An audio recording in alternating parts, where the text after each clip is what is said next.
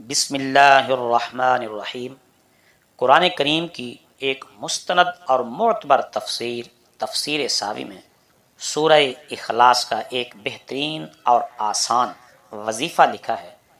جو گھر میں خیر و برکت کا باعث ہے۔ وہ لکھتے ہیں کہ جو شخص گھر میں داخل ہوتے وقت اپنے گھر والوں کو سلام کرے، السلام علیکم ورحمۃ اللہ وبرکاتہ، اور اگر گھر میں کوئی نہ ہو، گھر خالی ہو،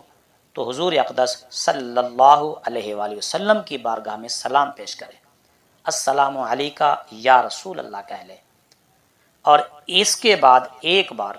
سورہ اخلاص یعنی قل هو اللہ احد اللہ الصمد لم یلد ولم یولد ولم یکن لہ کفوا احد پڑھ لیا کرے، اور یہ اپنا معمول بنا لے۔ گھر میں داخل ہوتے وقت پہلے اپنے گھر والوں کو سلام کرے اور اس کے بعد یہ سورہ پڑھ لیا کرے، اور اگر گھر میں کوئی نہ ہو تو حضور نبی کریم صلی اللہ علیہ وسلم کو سلام پیش کرے، اس کے بعد یہ سورت پڑھ لیا کرے۔ تو جو شخص ایسا معمول بنا لے